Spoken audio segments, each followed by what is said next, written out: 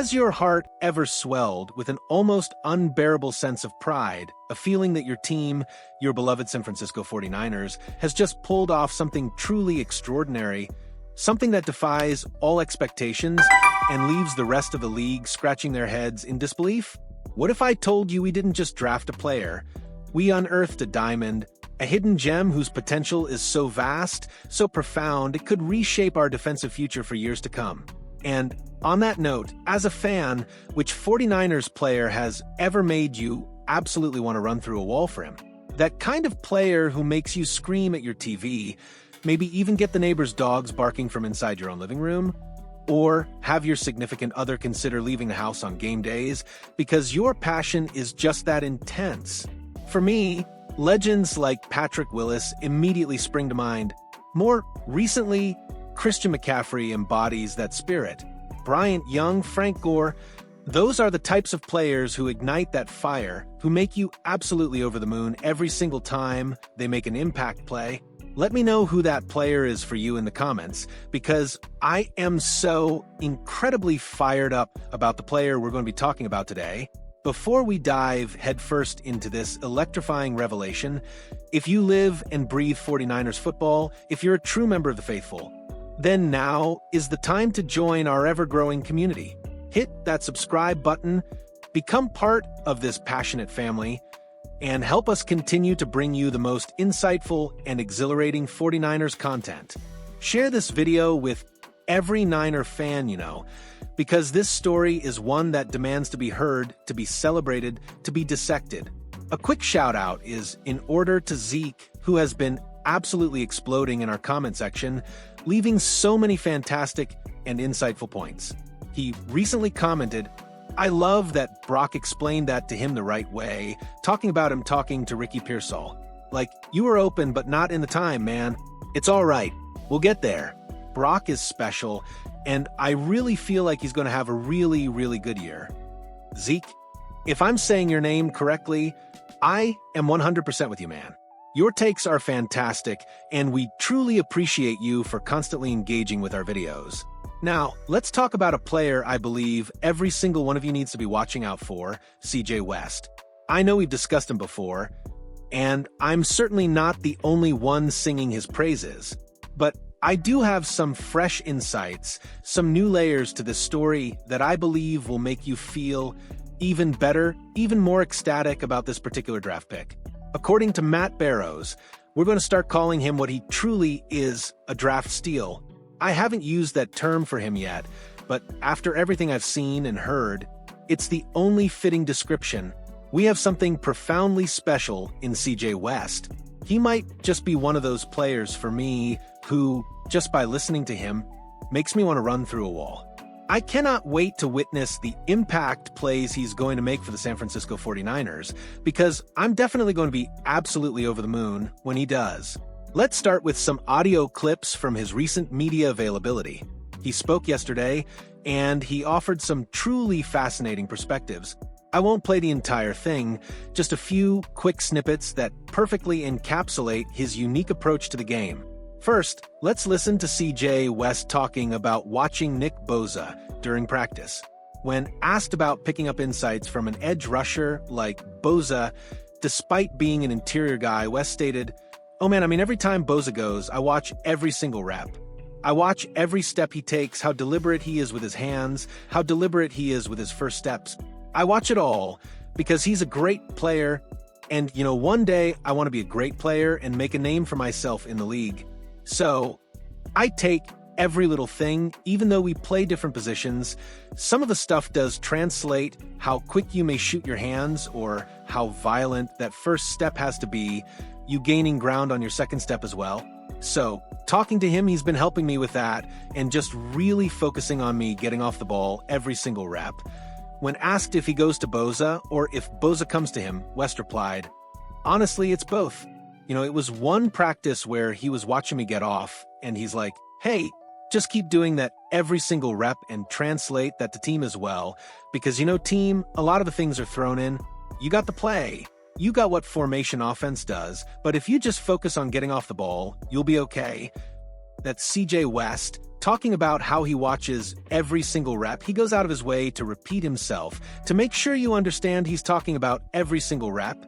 It's like Ron Swanson in Parks and Recreation when he asks for all the bacon and eggs you have in the back because he couldn't get a steak, and then he stops the waiter saying, "Wait, no, stop, stop, stop." I think you might have heard me say, "I want a lot of bacon and eggs." I want all of the bacon and eggs that you have. That's the level of intensity and focus West brings to his learning. He's literally watching every single rep Nick Bosa takes, trying to absorb and learn every single detail. As you listen to the next two clips, don't just focus on what he's saying. Listen one layer deeper to the essence of who this individual is, what his character embodies, how he talks about football, how he thinks about football, and even how he thinks about thinking about football. I promise you, you're going to realize we have a truly special individual that the 49ers have drafted. They have absolutely hit on this draft pick, even though it hasn't been 2 or 3 years, and we haven't seen it fully materialize on the field yet. So far, from everything we know, this has been a phenomenal pick. I understand we haven't seen preseason or regular season games yet. I get it. But based on everything available to us right now, this is shaping up to be an incredibly good pick. Kevin Kruger recently posted an audio clip from his dad, Larry Kruger, who used these words to describe his feelings about what CJ West is saying. "If I'm a coach, I want all my players to be thinking like this during practice reps." Now listen to West's response when asked about finishing offensive linemen in one-on-ones, and if he feels he's doing his job when they take it personally. "I do it with no, evil intent or anything. It's just me, playing as hard as I possibly can and, trying to get better every single day. And I appreciate them as well because, they push me some of these reps as well. And I learn different things every rep I take. They may use a different technique. I'm like, oh, that was different. I haven't seen that one before. And, they get the best of me sometimes, but I just play as hard as I can every single go, so I can just learn and learn from all my mistakes that, I might have did in my previous reps. There is so much profound insight packed into that little 30-second clip, revealing how CJ West processes every single play. It's not personal when he goes up against these guys, but CJ West is marked by that relentless, violent edge we constantly talk about with 49ers football, with 49ers defense. All gas, no brakes. You can use all the cliches you want because they all apply to this young man right here.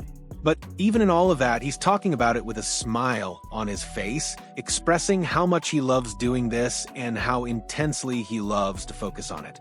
He's going after every single player, and when he gets the better of them, it's not personal. He's just trying to learn. He's also taking a moment in his successes to still recognize his own failures, the areas where he needs to improve. I absolutely love that. It's like great golfers who can hit a ball 175 yards and land it right on the green, and you say, "Man, how did you do that?" And they're thinking, "Yeah, but I would have liked an extra 6 inches of backspin." Do you know what I'm saying? That's the kind of level at which CJ West is processing what he's doing right now. That's the kind of intensity he's bringing to every single little thing. And I wholeheartedly agree with Kevin Kruger. This is precisely what you, as a coach, want your players to be thinking about during practice reps. One more take on this. CJ West recently executed an impressive move against Drew Moss. This was one of those situations where he took on Moss and unequivocally showed why he was drafted where he was. No disrespect to undrafted Drew Moss out of Colorado State. Represent Colorado. But listen to West's explanation of his spin move. College, trying things out in 1v1 reps in practice and just kind of learning the leverage of offensive linemen as well. Because, once you get them going one way, if he gets moving and if you can stop on a dime and spin them around or give a hump move, you're able to get past them. So, just kind of working on those things. You get the picture I'm trying to paint for you here. This guy is taking every single rep seriously, and he's trying to learn and grow every single second he can. Now, after hearing all of that, tell me, does this guy sound like a rookie to you? Does he sound like a rookie, or does he sound like a 10-year veteran? Do not tell me he sounds like a rookie. He sounds like a genuine seasoned veteran out there. The way he processes every single play sounds like a Trent Williams or sometimes even a Nick Bosa. Though Bosa isn't the most outspoken player in the world, you get what I'm saying. This guy is someone you absolutely need to be watching out for. He's not just a draft steal, although I am definitively making that claim. He is getting better, so much more than what I had just seen on tape, so much more than what I just heard about or read about in prospect profiles. This dude is legit. His mind is there. You have to balance raw talent with an elite mentality. You have to balance a relentless work ethic with intelligence and strategic thinking, and he's doing all of that. Literally all of it. I'm so incredibly fired up for CJ West right now. And you know what? Matt Barrows is too. He recently picked his top 10 rookies for the 49ers. I'm only going to share 5 with you because this content is behind a paywall, and I feel it would be disrespectful to Matt Barrows to simply steal all of his thunder. But I'm going to show you a few that I'm absolutely stoked about, starting with his number 2 pick. If he were re-ranking all of the 49ers rookies, including undrafted players, here's how he would rank them. And here's what he had to say about defensive tackle CJ West, the 4th pick at number 113. No rookie defensive tackle in the Kyle Shanahan-John Lynch era has looked this good this early, including 2017 pick DJ Jones, who's built a lot like West, who was a bit of a late bloomer. West has an NFL-ready bull rush, as evidenced by the way he routinely knocked guards and centers backwards in one-on-one drills. The 49ers are eager to see him build more moves onto that foundation. Something to monitor, despite how conspicuous West has been in one-on-one situations, is that second-round pick Collins typically enters ahead of him in the defensive line rotation. I'm not even going to delve into the deep strategy that must be at play in terms of Chris Kukurek, Robert Saleh, and Gus Bradley. But just be excited about the player the 49ers have, who Matt Barrows is claiming is an unreal talent compared to what they've ever had at defensive tackle since the Kyle Shanahan and John Lynch era began in 2017. That's pretty impressive. Let's quickly look at a few others before we reveal Barrows' number 1. Mikael Williams comes in at number 3. It was a close call, but West edged out Williams for the number 2 spot because West has made bigger splashes and has participated in every practice since being drafted. Williams missed time in the spring with a hamstring strain and was out one day this week with an ankle issue that said he's looked the part of a sturdy and relentless defensive end. The only minor quibble is that he doesn't appear to have the elasticity or burst to be a true sack master off the edge, which isn't what they drafted him for, but it's worth noting. Bryce Huff seems like the best option to line up opposite Nick Bosa on passing downs, with Williams rushing from the inside. Nick Martin gets the number 4 spot. Martin appears decidedly behind D. Winters in the competition to be the team's one weak side linebacker. But that's not Martin's fault. Winters has been one of the best players on the field since the spring. Even if Winters holds onto his role, the 49ers could use Martin as their strong side linebacker, which is sometimes a starting role, because if you don't know, their strong side linebacker is the one who switches out when your nickel corner comes in. Martin has been more prominent in recent practices and has been practicing through a thumb injury. Both are good signs for a rookie. Martin has been playing weak side linebacker with the number 2 defense so far in training camp. Robert Saleh said, "One thing we're not worried about with him is his violence, getting off a block, and understanding how to get to the football. He just has to continue mastering the scheme to give himself the opportunity to play fast. That part, from a rookie standpoint, he's got to catch up.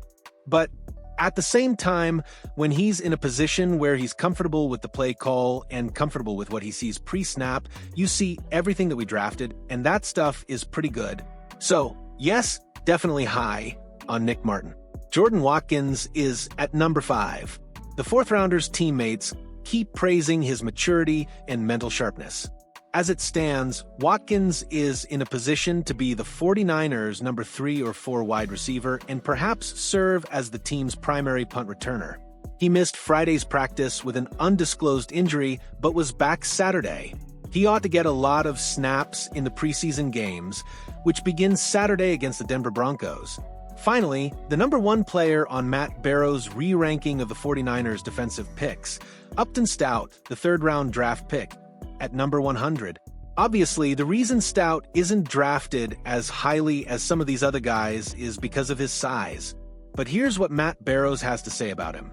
Stout's been one of 2 rookies. Mike Williams is the other, who regularly line up with the first-team defense, and that was happening before fellow cornerbacks Renardo Green and Diamador Lenore were sidelined.